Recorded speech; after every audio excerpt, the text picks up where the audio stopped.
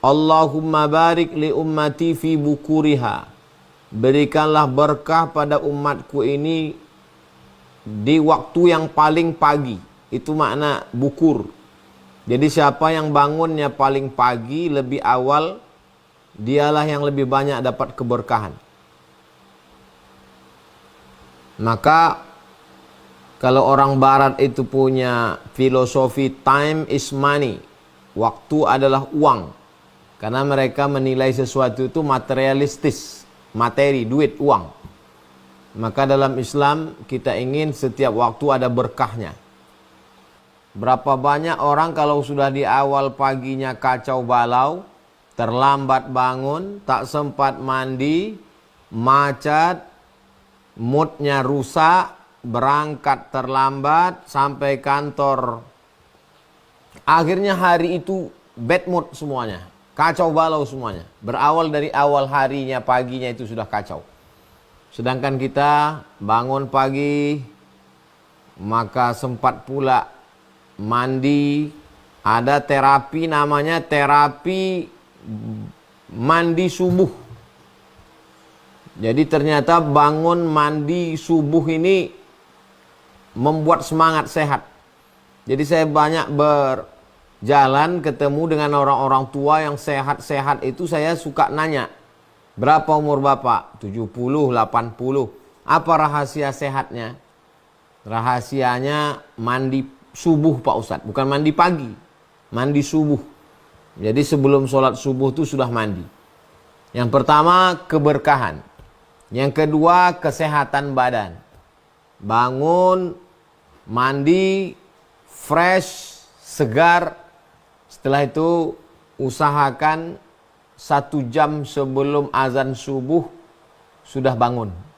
Jadi kalau waktu Indonesia bagian barat, WIB, kami di Riau, azan subuhnya sekarang lebih kurang jam 5 kurang 10. Maka kalau bisa jam 4 sudah bangun. Santri-santri di Ma'had Az-Zahra jam 4 sudah bangun.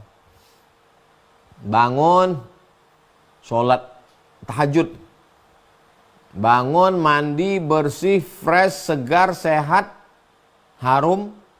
Mandi, setelah itu sholat sunat wudu. Habis itu sholat sunat taubat. Habis itu sholat sunat tahajud. Habis itu sholat sunat hajat. Habis itu sholat sunat witir. Menunggu azan subuh berkumandang, maka zikir. Zikir utama 3. Istighfar. Astaghfirullahalazim alladzi la ilaha illa huwal hayyul qayyum wa atubu ilaihi 100.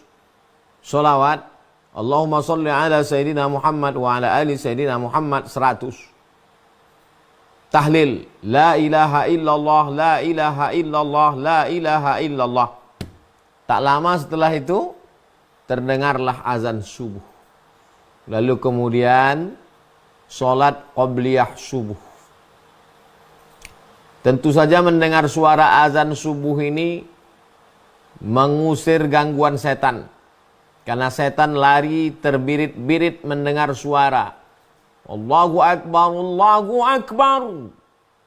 Kita pun menjawab Allahu Akbar, Allahu Akbar.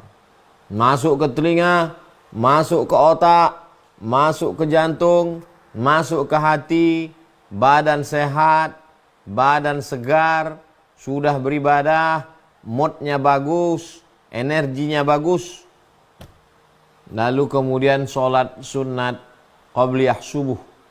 Disebut juga dengan sunnatul fajri. Disebut juga dengan sunnatus subhi. Usalli sunnatas subhi rak'ataini qabliyatan lillahi ta'ala. Qabliyah subuh antara azan dan iqamat. Raka'atal fajri 2 rakaat fajar, 2 rakaat sunat qabliyah subuh. Khairum minad dunya wa ma fiha. Lebih baik daripada dunia dan seisinya. Rakaat pertama baca qul ya ayyuhal kafirun. Rakaat kedua qul huwallahu ahad. Riwayat Muslim. Dalam Sahih Muslim ada satu bab khusus. Di dalamnya dibahas tentang waktunya bainal adhani wal iqamah. Tentang rakaatnya, rakaataini 2 rakaat. tentang namanya rakaat al-fajri, 2 rakaat fajar atau qabliyah subuh. Tentang ayatnya, rakaat pertama kuliah, rakaat kedua kulhu. Tentang keutamaannya, khairum minad dunya wa ma fiha, lebih baik daripada dunia dan seisinya. Menurut ulama maknanya, pahalanya lebih besar daripada dunia ini beserta isinya. Pahalanya lebih besar. Karena dunia beserta isinya akan berakhir dengan kiamat. Sedangkan pahalanya tidak berakhir sampai kita menghadap Allah. Lebih besar, lebih kekal, lebih dahsyat, lebih agung daripada dunia beserta isinya. Sedangkan filosofi maknanya, orang yang qabliyah subuh, dia sudah bangun lebih awal, dia mendapatkan rezeki, badannya sehat, badannya segar, tidak bermalas-malasan. Jadi ada filosofi orang zaman dulu, jangan sampai rezeki dipatok ayam. Artinya apa? Ayam lebih dulu bangun daripada dia. Sudah dipatok ayam rezekinya, diterkam kucing, dimakan harimau, baru dia bangun. Kita usahakan sebelum ayam berkokok sudah bangun. Sebelum ayam mencotok rezeki kita, kita sudah merebutnya duluan. Sebab keberkahan itu dilemparkan seperti padi beras yang dilemparkan. Maka mana yang paling kuat cotoknya, ayam paruhnya, dialah yang paling banyak mendapat. Berebut-rebutlah kita dengan ayam, berebut-rebutlah kita dengan angsa, dengan itik. Sebelum mereka bangun terjaga, kita duluan. Maka kita sudah mendapatkan keberkahannya. Jadi secara logika akal rasional, secara pahala yang bersifat tidak kelihatan, dua-duanya dapat. Setelah itu kita pun sholat subuh berjamaah ke masjid, ke surau, ke langgar, ke musola, ketemu dengan orang, bertatap muka, berdialog. Si Anu tidak datang, kenapa dia? Sakit dia keluar kota, oh anaknya meninggal, oh istrinya meninggal, oh ada kepedulian. Jangan sampai tidak jumpa, tidak ketemu, tiba-tiba mati karena kamarnya sudah berbau bangkai. Berapa banyak orang di kota tak pernah jumpa, tak ketemu, tiba-tiba sudah hilang saja. Nah, maka dalam Islam ini hablum minallahnya ada, hablum minan nasnya ada, kesehatan badannya ada, kesehatan mentalnya juga ada. Yang bangun subuh itu hablum minallahnya ada, hablum minan nasnya dapat. Sehat badannya ada, sehat mentalnya juga ada. Lalu kemudian setelah sholat subuh, berzikir, zikir-zikir yang diajarkan oleh Nabi SAW. Syukur-syukur bisa di masjid sampai terbit matahari. Sholat sunat isyraq 2 rakaat. Dalam biografi Ibnu Taimiyah, kata muridnya, Ibnu Taimiyah itu habis sholat subuh membaca surat Al-Fatihah. Matanya mendongak ke atas. Bismillahirrahmanirrahim. Alhamdulillahi rabbil alamin. Arrahmanirrahim. Maliki yaumiddin. Iyyaka na'budu wa iyyaka nasta'in. Ihdinas siratal mustaqim. Siratal ladzina an'amta 'alaihim ghairil maghdubi 'alaihim waladdallin. Amin. Sampai terbit matahari. Jadi orang yang terbiasa subuh tidak sholat, lambat bangun sampai jam 8. Kalau dia berangkat kerja bagaimana? Terlambat. Sampai di tempat kerja sudah kena marah, hari itu sudah bad mood, kena macet lagi, sumpah serapah, caci maki, tak sempat mandi, badan tidak nyaman. Nah, itu jadi efeknya kemana-mana itu, sistemik itu. Nah, sedangkan kalau kita bangun lebih awal, kita lebih tenang, badan kita fresh, pikiran kita segar, otak kita tidak kacau, hati kita sudah berzikir. Ala bi dzikrillahi tatmainnul qulub. Ketahuilah dengan banyak berzikir hati menjadi tenang. Nah, ini beginilah terapi yang diajarkan agama Islam. Agama Islam ini tidak hanya berpikir tentang mati, tentang hari kiamat, tapi juga berpikir bagaimana kita menjalani kehidupan kita ini. Oh, rupanya hidup kita ini selama ini salah. Malam habis begadang sampai jam 2, jam 3. Habis itu tidur, bangun jam 8, jam 9. Pikiran suntuk, kacau, galau. Menghilangkannya dihabiskan dengan film, dengan narkoba, dengan waktu habis untuk medsos. Tak bermanfaat sama sekali. Pikiran kacau, badan rusak, penyakit, kurang tidur, dan lain sebagainya. Ini berefek kemana-mana. Jadi kalau kita ikuti syariat ajaran Islam ini, insya Allah selamat kita dunia, selamat kita akhirat, selamat pekerjaan kita. Jadi orang-orang dulu itu hidupnya berkah. Petani bangun pagi, segar, sholat subuh, sempat ketemu dengan tetangga. Habis dari sholat subuh pulang ke rumah, dia pergi ke sawah. Sawahnya digarap, anak istrinya sehat, rezekinya berkah, pulang ketemu orang. Sekarang ada manusia tidak pernah ketemu dengan manusia. Seperti robot. Hidupnya tak bermakna. Anak tak jumpa, istri tak ketemu, tetangga tak pernah nampak. Kurban tak pernah datang. Datang-datang ngambil kupon kurban, tiba-tiba mati. Tiba-tiba dapat pengumuman di masjid, innalillahi wa inna ilaihi raji'un. Bagaimana dengan orang yang tidak sholat subuh? Man nama, siapa yang tidur, lalu kemudian dia tidak sholat subuh, balas syaitanu fi udhunih, setan kencing di telinganya. Makna setan kencing di telinganya dua. Yang pertama makna hakiki, memang betul-betul kencing telinga. Makna kedua adalah makna majazi, kiasan. Kencing itu kotoran, najis. Kotoran manusia saja kita jijik, apalagi kotoran setan. Lebih jelek daripada WC manusia. WC-nya setan adalah telinga orang yang tidak sholat subuh. Nah, jadi ini termasuk dalam tarhib, ancaman. Dan di balik itu ada targhib, ada motivasi supaya orang beramal. Santri-santri itu memang dimotivasi, ada yang membangunkan ustazah. Ustazah bangun pagi mengajar sampai sore, sampai malam. Jam 10 baru habis aktivitas kegiatan, baru tidur. Nah, ini semua kalau kita jalankan ajaran Nabi Muhammad SAW ini datang dari Allah, bukan hasil survei, bukan percobaan manusia, maka insya Allah efeknya akan kita rasakan.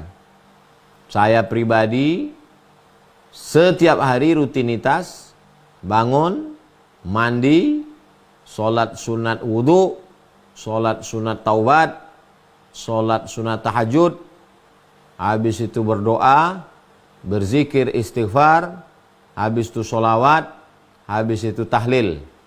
Tak lama terdengar azan, sholat qobliyah, sholat subuh bersama santri. Habis itu saya membaca tafsir Jalalain. Hari Senin, hari Selasa, hari Kamis, hari Jumat. 4 kali saya bacakan tafsir Jalalain untuk anak-anak santri. Hari Rabu, saya membacakan Riyadhus Shalihin.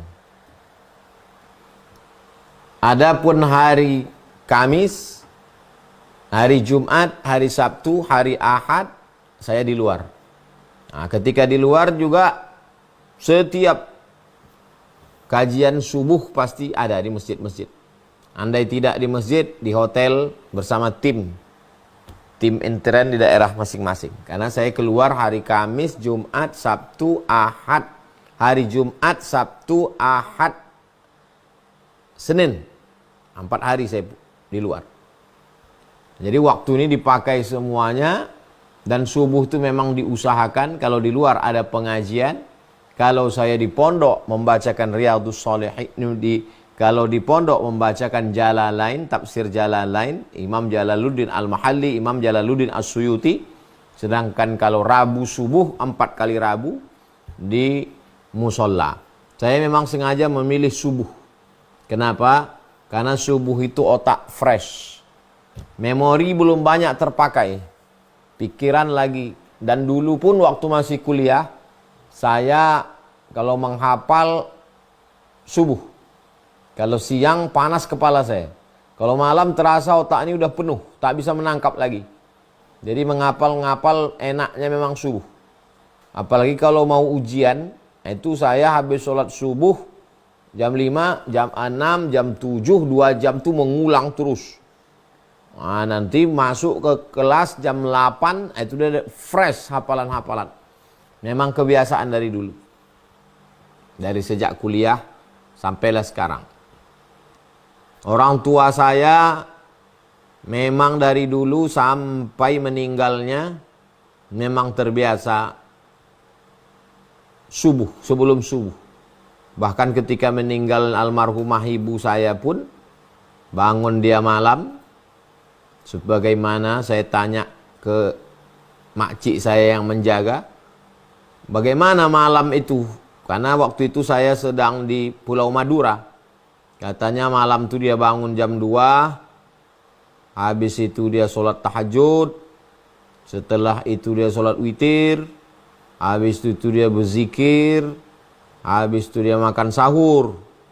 Habis makan sahur, karena hari Senin mau puasa. Habis makan sahur, menunggu mau sholat subuh, ditontonnya YouTube. Ditontonnya YouTube kau, ditontonnya YouTubemu, kata makcik saya. Nah, habis itu pas mau menjelang sholat subuh, baru dia ke kamar mandi, ke toilet, sakit kepalanya. Lalu kemudian dibawa ke rumah sakit, meninggal. Nah, jadi memang kebiasaan dari dulu tidak pernah meninggalkan malam subuh, karena ini waktu mustajab dan sudah menjadi kebiasaan. Allah bisa karena biasa. Tak ada istilah tidur santai siang, nah, itu habis kita kena marah. Jadi di rumah pun dididik demikian, kemudian di sekolah pun di pesantren begitu, apalagi dulu waktu di pesantren, memang waktu itu belum ada lagi komisi perlindungan anak, masih pakai batang sapu lagi dipukulkan ke lemari dari triplek, bangun, bangun. Nah, sekarang tidak bisa kita main begitu lagi. Jadi 3 lingkungan. Yang pertama keluarga di rumah, yang kedua sekolah, yang ketiga pergaulan. Jadi kalau kebetulan pergaulan kita kongko-kongko sampai tengah malam, ngobrol tak tentu arah, tidurnya pun kacau balau, bangunnya lebih kacau lagi. Begitulah kita terus. Man syabba ala syai'in syabba alaih. Siapa yang terbiasa dari mudanya melakukan sesuatu sampai beruban kepalanya, itulah terus terbiasa. Tapi kalau udah terbiasa kita disiplin, tidur, jauh berjalan banyak dilihat, lama hidup banyak dirasa. Banyak saya ketemu orang-orang hebat. Itu banyak saya sekali ketemu tidurnya cepat. Ada satu jenderal, mohon maaf ya Ustadz, jangan Ustadz tersinggung. Saya jam 10 mesti tidur Pak Ustadz. Jadi kami habis pengajian Isya bertamu ke rumah beliau. Jam 10 kami cabut. Karena dia bilang, saya kalau udah lewat jam 10 ini nggak bisa tidur Pak Ustadz. Iyalah Pak. Rupanya dia tidur jam 10, 11, 12, 1, 2, 3. Jam 3 dia bangun. Biasanya Bapak saya bangun jam 3. Habis itu saya ke meja kerja saya. Sholat tahajud. Habis itu saya kerjakan menunggu azan subuh. Saya pernah ketemu pejabat begitu. Saya pernah ketemu bisnismen juga begitu. Saya pernah ketemu tentara begitu. Saya pernah ketemu polisi juga begitu. Nah, jadi memang manajemen waktu ini yang luar biasa. Jadi kalau ada orang yang santai-santai katanya menikmati hidup, sebenarnya tidak menikmati hidup. Itu adalah orang yang menghancurkan hidup. Nah, jadi terkait tentang sholat subuh ini tidak hanya sekedar ibadahnya. Kita tidak hanya cerita tentang masalah pahala, surga, neraka. Kalau bangun subuh dapat pahala, sholat masuk surga. Kalau kesiangan nggak sholat masuk neraka. Betul, itu tidak salah, memang ada dalam ajaran Islam. Tapi kita mesti melihatnya lebih luas dari berbagai aspek. Aspek medisnya, aspek disiplinnya, aspek semangat kinerja beraktivitasnya, aspek semangat untuk membangun alam semesta. Bisa bayangkan kalau ada pegawai, dari mulai security, pegawai dinas, kantor, perusahaan, BUMN, terlambat datang, terlambat masuk kerja, etos kerjanya turun, semangatnya nggak ada, di tempat ruangan ngantuk. Apa yang terjadi? Tapi kalau bangun lebih awal, badannya sehat, semangatnya luar biasa, maka insya Allah negeri kita menjadi negeri yang baldatun thayyibatun wa rabbun ghafur. Kesehatannya, bangunlah jiwanya. Jiwanya udah bangun duluan, bangunlah badannya, dan badannya juga dibangun, dijaga. Fisiknya, mentalnya, materialnya, dan spiritualnya. Dua-duanya seimbang. Bangunlah jiwanya, bangunlah badannya, bangunlah fisiknya, bangunlah mentalnya, bangunlah materialnya, bangunlah spiritualnya. Jadi dua-duanya dapat. Jadi bagi yang belum melakukan, coba malam ini langsung. Bagi yang sudah melakukan, makin istiqomah, makin semangat, laksanakan terus, lihat perubahannya.